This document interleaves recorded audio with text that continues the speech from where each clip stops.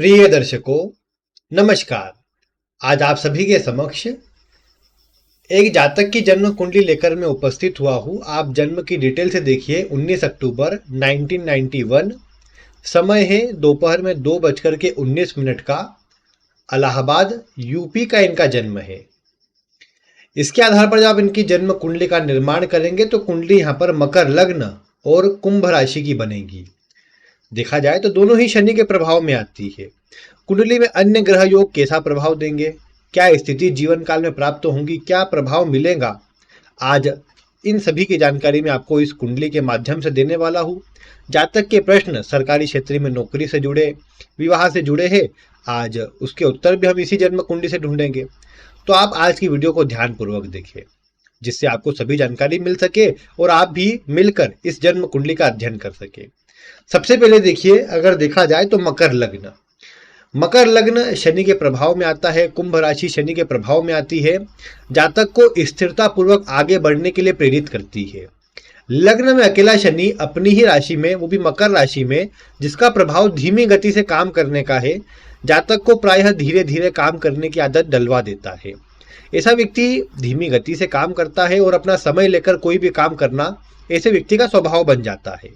प्रायः जब भी शनि का संबंध लग्न से तीसरे भाव से बने, वो ऐसी स्थिति में अगर ये शनि यहाँ पर इस तरह की राशि में है जो पृथ्वी तत्व की होती है, और किसी भी ऐसे ग्रह जो जल्दी जल्दी काम को दर्शाते हैं उसका संबंध तीसरे भाव से न हो, तो ऐसा व्यक्ति फिर धीमी गति से कार्य करता है। तीसरे भाव से पढ़ना लिखना भी देखा जाता है, तो ऐसा व्यक्ति धीरे धीरे लिखता हो, धीरे धीरे पढ़ता हो, ये बात भी देखने को मिली। यानी थोड़ा सा स्लो काम करने की स्थिति ऐसे व्यक्ति में रहती है, क्योंकि शनि का प्रभाव है। अब लग्न यानी व्यक्तित्व से अगर जुड़ा हुआ है तो ये देखने को मिलता है कि ऐसा व्यक्ति धीमी गति को अपनाता है या धीरे धीरे कार्य करता है। यहाँ पर फिर अगर आप एक और बात देखेंगे तो इस कुंडली के अंदर ये पृथ्वी तत्व का लग्न है जो स्थिरता को दर्शाता है। ये यहाँ पर है वायु तत्व। तो वायु तत्व से क्या होता है, व्यक्ति अधिक सोचता है, अधिक कल्पना करता है, अधिक बातें ऐसे व्यक्ति के मन में चलती रहती है।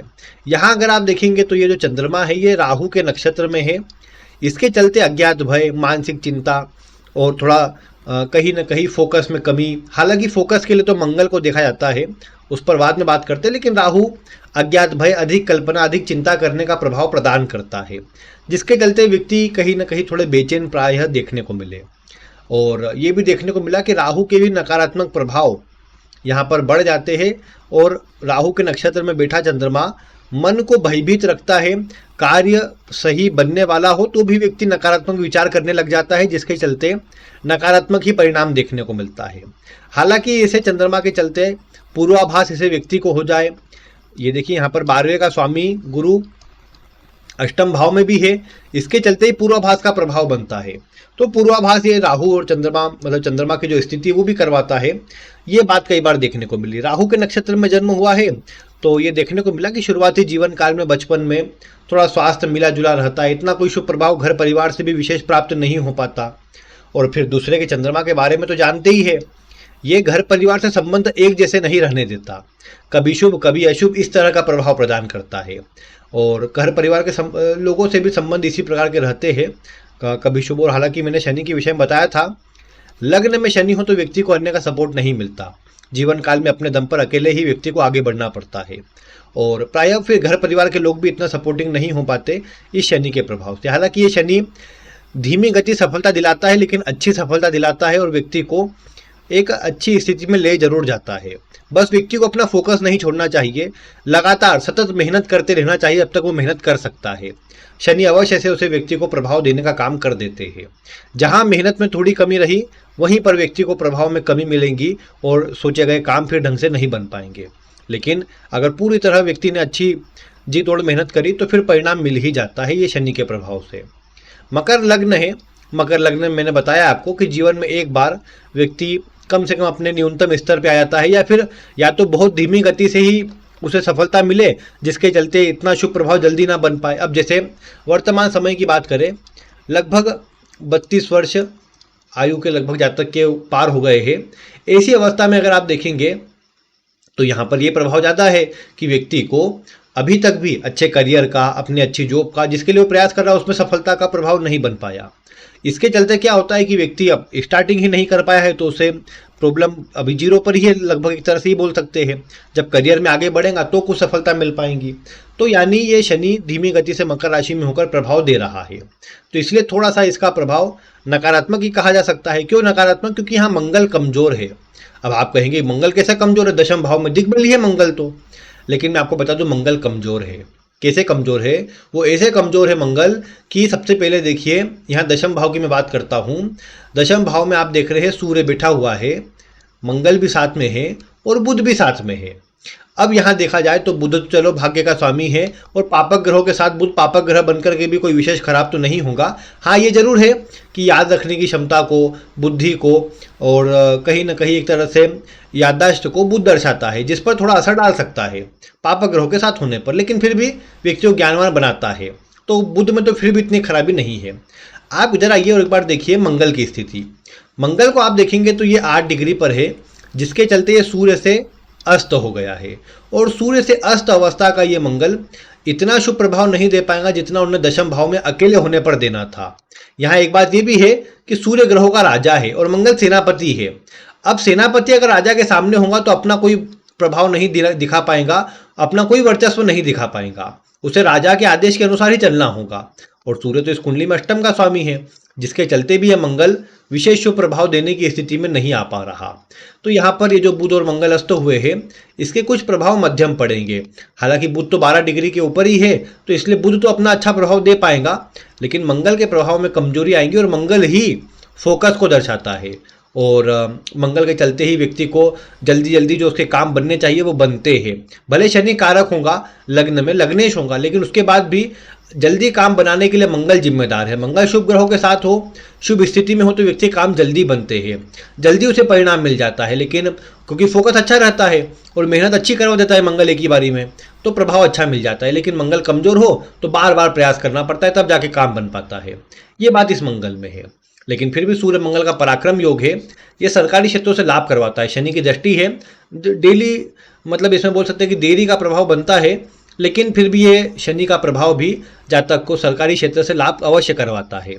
यहाँ पर यह कहा जा सकता है कि देखा जाए तो सूर्य मंगल सेना, मिलिट्री, पुलिस, या अब जैसे IAS, IPS, PCS, इस तरह के क्षेत्रों में अधिक सफलता दिलाता है, क्योंकि मंगल और सूर्य का प्रभाव है तो ये इसी तरह के क्षेत्रों को बढ़ाता है।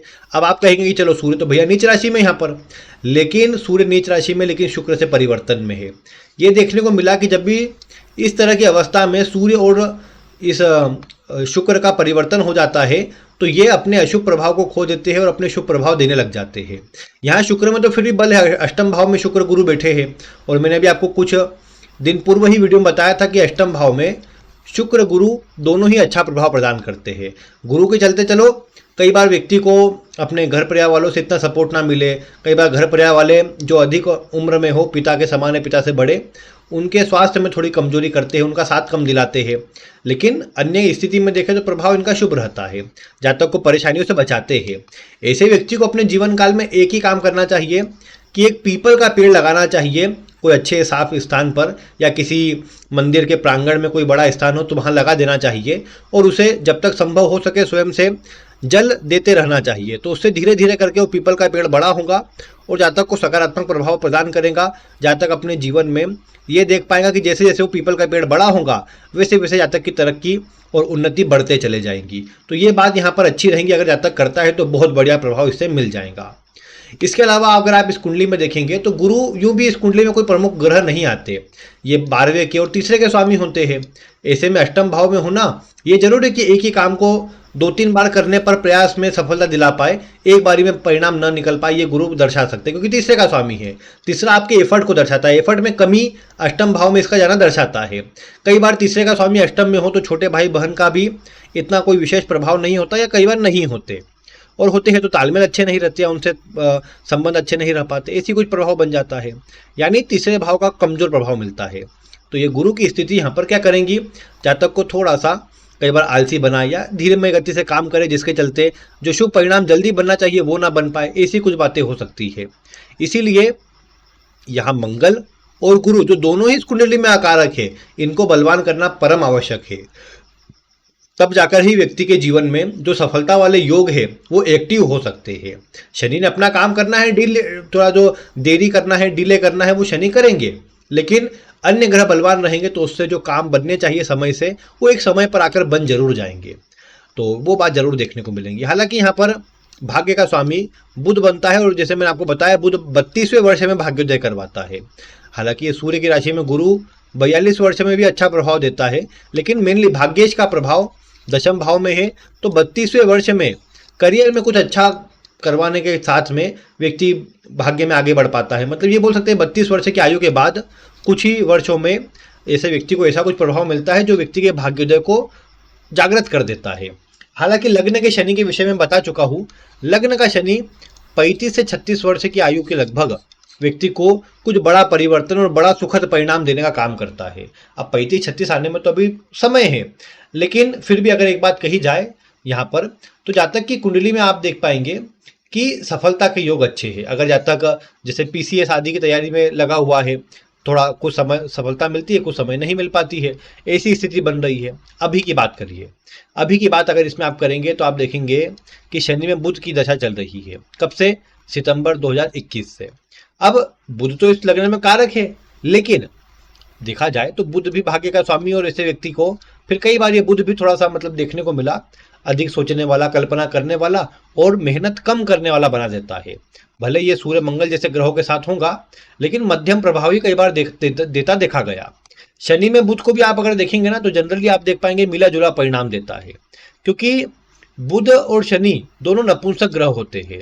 एक साथ जुड़ने पर इनके प्रभाव मध्यम दर्जे के देखने को मिले। यहाँ जातक को मैं ये कहूंगा कि जातक को जब जब अकारक ग्रहों के अंतर चलेंगे, वो मैं समझता ज़्यादा अच्छे रहेंगे। जैसे शनि में शुक्र खराब माना जाता है, लेकिन जातक के लिए बढ़िया स्थिति वाला शनि में शुक्र ही रहेगा, ये देखने को मिलेगा, क्योंकि ये षडाष्टक योग में है। एक दूसरे के विरोध में आने के चलते वो माइनस और माइनस ये समझ के चले प्लस हो गया है, और जातक को अच्छा प्रभाव जरूर प्रदान करेगा। और बल्कि ये भी संभव है, अष्टम भाव में देखिए यहाँ पर ये दशम का स्वामी अष्टम में है और अष्टम का स्वामी दशम में है। ये दर्शाता है कि कहीं न कहीं जब शुक्र की अंतर्दशा प्रारंभ होंगी, उस समय जीवन में बड़ा ट्रांसफॉर्मेशन आएगा। ट्रांसफॉर्मेशन मतलब किसी बड़े कार्य से व्यक्ति जुड़ जाए या व्यक्ति की इच्छा पूरी हो जाए, ऐसा कुछ प्रभाव यहाँ शुक्र में मिल सकता है। हालांकि मैं आपको बताते आया हूँ कि जब भी शनि में केतु लगता है, केतु की दशा जब भी लगेगी किसी भी ग्रह में, वो शुक्र के प्रभाव भी डिलीवर कर देती है। यहाँ केतु जो है छठे भाव में है। छठे भाव में अगर देखा जाए तो कोई भी ग्रह हो, वो ये दर्शाता है कि व्यक्ति को अपनी दशा अंतर्दशा में जो भी कोई एग्जाम या कोई चैलेंजेस का वो सामना करेगा, उसमें सफलता दिलाएगा। यहाँ केतु भी यही काम करेगा, भले मन में भ्रम आदि उत्पन्न करे, लेकिन जब शनि में केतु चलेगा, जो कि 2024 में जून से चलेगा, तो जातक को अच्छा प्रभाव मिल पाएगा, जातक अच्छा लाभ उठा पाएगा। और ये देखने को मिलेगा कि ये केतु की दशा से ही जातक की सफलता के योग चालू हो जाएंगे, जो आगे शुक्र में जाकर पूरी तरह से शुभ प्रभाव दर्शाने का काम करेंगे। जातक को ये बात तो तय है कि सरकारी क्षेत्रों में लाभ जरूर मिलेगा, कुछ समय और प्रयास करने की बात है, सफलता जातक अर्जित कर पाएगा। यहाँ पर जो शनि में केतु वाला समय है, शनि में शुक्र वाला समय है, बढ़िया समय है। इसमें भी ये 24 और 25 वाले जो वर्ष है ज़्यादा अनुकूल है, ज़्यादा अच्छे हैं। गुरु भी 25 के अंत में यहाँ पर रहेंगे, फिर 26 के शुरुआत में भी यहीं पर रहेंगे। यानी जो वाला ये 25-26 वाला समय है और 24 में भी आ रहा है प्रभाव, तो वो सब समय अच्छा रहेगा। उस समय अच्छा प्रभाव जातक को मिलेगा, और जातक प्रयास करे तो इसे निश्चित ही सरकारी नौकरी मिलेंगी। पीसीएस में भी जातक सफल हो पाएगा। और इसी तरह के जॉब के योग भी इस कुंडली में मंगल सूर्य के प्रभाव के चलते जो जातक को मिलने की स्थिति बनती भी है। फिर इसके अलावा अगर हम देखें इस कुंडली में, तो वैसे अगर आप देखेंगे तो विवाह की स्थिति भी इस कुंडली में बन तो रही है। अब जैसे अभी इनकी राशि कुंभ है, गुरु का गोचर यहाँ चल रहा है, 3 ग्रहों के सामने इन गुरु की स्थिति इनको भी एक्टिव कर रही है। ऐसी अवस्था में विवाह के योग बन जाते हैं। लेकिन अगर देखा जाए तो अब ये गुरु का गोचर मई तक है, यहाँ पर मई 2024 तक। दशा को देखेंगे तो शनि बुध चल रहा है। अब बुध का संबंध यहाँ भी नहीं है, यहाँ भी नहीं है, और यहाँ चंद्रमा से भी नहीं है। ऐसी अवस्था में ये देखने को मिलेगा कि ये बुध तो अपनी दशा में विवाह नहीं करवा पाएगा जब तक जून आ जाएगा। अब जून में गुरु चले जाएंगे यहाँ पर। अब देखिए केतु में कहो कि चलो यहाँ बैठा हुआ है, जिससे विवाह के योग बनाता है, और जैसा मैंने कहा शुक्र के रिजल्ट केतु डिलीवर कर देता है। अब केतु में बोलूँ चलो विवाह के लिए अच्छा है, विवाह के लिए प्लस पॉइंट केतु में आ रहा है। लेकिन अब गुरु यहां पर रहेगा कुंडली के पंचम भाव में। पंचम से जैसा मैंने आपको बताया कि ये इतने मजबूत योग कई बार नहीं बना पाता, और इसी समय के अंतराल पर जातक के लिए सफलता के योग भी बन रहे हैं। इसके चलते ये देखने को मिल सकता है कि जातक विवाह को टाले, देरी करे और फिर ये विचार करे कि चलो बाद में करेंगे या बाद में देखते हैं। यह अवस्था इसलिए बन रही कि शनि की दृष्टि यहाँ पर सप्तम भाव पर है और किसी शुभ ग्रह का प्रभाव नहीं है। जब भी सप्तम भाव पर शनि की अकेले की दृष्टि और शुभ प्रभाव न हो, सप्तमेश भी शुभ स्थिति में न आता हो, शनि की ही राशि में है, भले गुरु शुक्र की दृष्टि है, लेकिन फिर भी स्टिल वो थोड़ा सा कमजोर है। ऐसी अवस्था में यह देखने को मिला कि व्यक्ति का विवाह 35 वर्ष की आयु के पास में होता है। अब यानी 34 से 35 वर्ष की आयु में जातक का विवाह होने की संभावना है। यानी 2026 में जैसा मैंने कहा गुरु यहाँ रहेगा, यहाँ भी स्थिति ठीक है, यहाँ रहता है 25 के अंत में तो भी ठीक है। यानी 25-26 वाला जो वर्ष है वहीं पर जातक की विवाह के योग अधिक लगते हैं, वहीं पर सफलता मिलने का प्रभाव बनता है, तो वहां पर जातक को प्रभाव अच्छा मिल पाएगा। इसके अलावा अगर आप इस कुंडली में देखें तो ये भी संभव है कि जातक या तो स्वयं की इच्छा से कर ले या फिर कोई रिलेशन में मिल जाए, रिलेटिव मिल जाए, उससे विवाह हो जाए, ऐसी कुछ बातें देखने को मिलेंगी। क्योंकि यहाँ पर भी देखिए, यहाँ चंद्रमा और शुक्र का संबंध तो है ही, यहाँ भी गुरु और आप देख पा रहे हैं कि यहाँ पर शनि का आपसी संबंध है और गुरु और शुक्र का भी आपसी संबंध है यहाँ पर भी, तो ये प्रभाव भी देता है। जो गुरु शुक्र यहाँ पर देख रहे हैं यही प्रभाव देते हैं। यहाँ पर अगर आप देखेंगे तो देखिए गुरु शुक्र दोनों वर्गोत्तमी, सूर्य वर्गोत्तमी, ये जातक को निश्चित ही अच्छा प्रभाव प्रदान करेंगे, जातक को लाभ कराएंगे। भले धीमी सफलता मिले लेकिन सफलता मिलेगी। हालांकि अधिकतर वर्ग कुंडलियों के अंदर सूर्य वर्गोत्तमी हुआ है लेकिन नीच राशि में हुआ है। अब वही बात है कि सूर्य का बल उससे कमजोर होता है। ऐसी अवस्था में यहाँ पर मंगल को बलवान करेंगे तो सूर्य में बल आ जाएगा और कहीं ना कहीं शुभ स्थिति ही प्राप्त होंगी। ऐसी अवस्था में जातक को केवल और केवल ये कोशिश करना चाहिए कि सर्वप्रथम तो इस शनि को बलवान करना है, क्योंकि शनि सबसे प्रमुख ग्रह है इस कुंडली में। शनि के लिए जातक को एक काम ये करना चाहिए कि अपने जो भी घर के आसपास गरीब लोग रहते हो, विशेषकर शारीरिक रूप से अपाहिज या विकलांग लोग रहते हो, उन्हें कुछ खाने की वस्तु देना चाहिए। शनि को बलवान करने के लिए हनुमान जी की पूजा करना, हनुमान जी के मंदिर में मंगल बलवान हो जाएंगे कि मंगलवार के दिन या तो सुंदरकांड का पाठ करें तो बहुत बढ़िया, घी का दिया लगाना चाहिए, सुंदरकांड का पाठ करना चाहिए मंगलवार शनिवार के दिन। हालांकि शनिवार के दिन सरसों का तेल का दीपक लगाना चाहिए, तो मंगलवार को घी का और शनिवार को सरसों के तेल का दीपक लगाए तो जातक को अच्छा प्रभाव प्राप्त होगा। शनि की दशा है, दशा खराब नहीं है, प्रभाव धीमा आता है लेकिन सफलता मिलती है। फिर आप एक बात देख पाएंगे कि इस कुंडली के अंदर जैसा मैंने कहा कि ये जो शुक्र और ये परिवर्तन में है, इसके चलते देखो सूर्य तो बलवान हो गया कि चलो वो परिवर्तन में है, लेकिन शुक्र कमजोर हो गया क्योंकि वो जिस ग्रह की राशि में है वो स्वयं नीच राशि में है। तो इसके चलते दोनों तरफ ट्रांसफर एनर्जी पूरी तरह से नहीं हो पाएंगी। शुक्र और गुरु में बल कमजोर रहेगा, इसीलिए शुक्र को बलवान करना आवश्यक है। 12वें भाव में राहु भी है जो अत्यधिक चिंता करना, सोचना, टेंशन लेना, इस तरह का प्रभाव देता है। कुटुंब में विवाद या कोर्ट कचहरी के मुकदमे, इस तरह की चीजों को दर्शाता है। हालांकि एक बात देखी जाए तो अष्टम भाव में शुक्र गुरु जैसे ग्रह बैठे हैं, चंद्रमा दूसरे भाव में है, तो वैसे व्यक्ति को पैतृक संपत्ति का सुख अवश्य से मिलता है, पैतृक संपत्ति का लाभ ऐसे व्यक्ति को मिलता है। यहाँ शुभ ग्रह का प्रभाव है क्योंकि दोनों तरफ से कई बार तो ये देखने को मिला ससुराल वर्ग से भी धन संपत्ति की प्राप्ति हो जाती है, तो वो तो खैर आगे की बात है, लेकिन फिर भी स्वयं की पिता की जो संपत्ति आदि है वो तो मिल ही जाती है। हालांकि ऐसे व्यक्ति को स्वयं को कोर्ट कचहरी के मुकदमों से दूर रहना चाहिए। जब भी कुंडली के अष्टम भाव में शुक्र गुरु का योग हो तो ऐसे व्यक्ति को कोर्ट कचहरी आदि में हार का सामना करना पड़ जाता है, इसीलिए जातक को उससे दूर रहना चाहिए, उसमें स्वयं को नहीं जोड़ना चाहिए, या अन्य जो भी कोर्ट के आदि में है उन्हें ही लड़ने देना चाहिए, स्वयं बीच में नहीं जाना चाहिए, नहीं तो डिले भी होता है और खराब प्रभाव भी आ सकता है, तो उससे बचना चाहिए। बाकी इस कुंडली के आधार पर बुध को बलवान करेंगे, क्योंकि बुध से क्या होता है, राहु बलवान होता है, शुक्र गुरु बलवान होते हैं, तो बुध से इन तीनों ग्रहों में बल आ जाएगा। तो उसके लिए क्या करना चाहिए कि जातक को बुध के बलवान करने के लिए बुध के बीज मंत्र का जाप करना चाहिए, गणेश जी की पूजा करनी चाहिए। साथ ही साथ बुध के लिए पन्ना रत्न जातक धारण कर सकता है, लगभग 7.25 रत्ती का पन्ना सोने या पंच धातु की अंगूठी में बनवाकर सीधे हाथ की सबसे छोटी उंगली में पूर्णिमा के पहले आने वाले बुधवार के दिन धारण करना चाहिए, इससे अच्छा प्रभाव मिलेगा। और बाकी गरीब लोगों को खाने की वस्तु देंगे जातक तो उससे भी अच्छा प्रभाव प्राप्त होता ही है। फिर इसके अलावा जातक को प्रतिदिन सुबह के समय एक तुलसी का पत्ता अपने मुंह में रखना चाहिए, उसे चूसना चाहिए, उसे निगल जाना चाहिए। और या तो फिर जातक प्रतिदिन इलायची खा सकता है, इससे भी बुध का प्रभाव अच्छा मिलता है, बुध शुभ हो जाता है। तो ये भी जातक के द्वारा किया जा सकता है।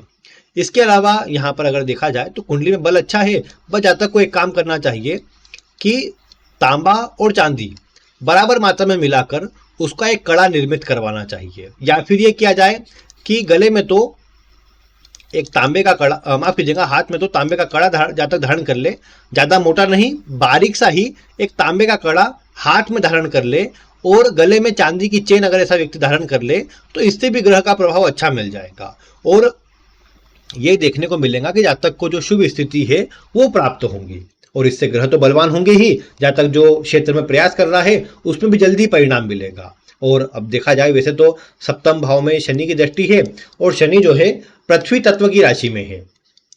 पृथ्वी तत्व की राशि में शनि जातक को जीवन काल में वैवाहिक जीवन का सुख, पारिवारिक जीवन का सुख कम दिलाता है। जातक करियर में अच्छा सफल हो जाता है, लेकिन जो सुख सुविधा उसे मिलनी चाहिए उसका स्वयं भोग नहीं कर पाता।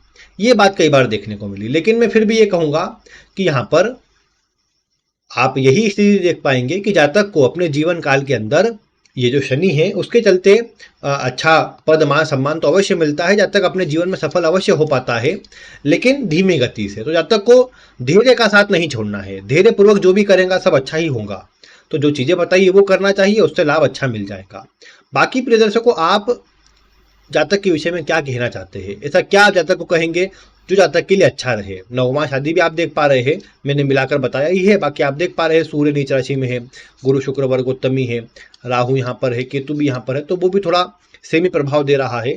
तो बाकी आप बताइए आप क्या कहना चाहेंगे इस कुंडली के विषय में? आपका स्वागत है, आप वीडियो में कमेंट करके बता सकते हैं। बाकी अगर आपको आज की वीडियो पसंद आई हो तो इसे लाइक करें, अन्य लोगों तक शेयर करें, और ऐसी ही वीडियो देखने के लिए चैनल को सब्सक्राइब करें। बाकी आज की वीडियो में इतना ही। वीडियो देखने के लिए आपका बहुत बहुत धन्यवाद।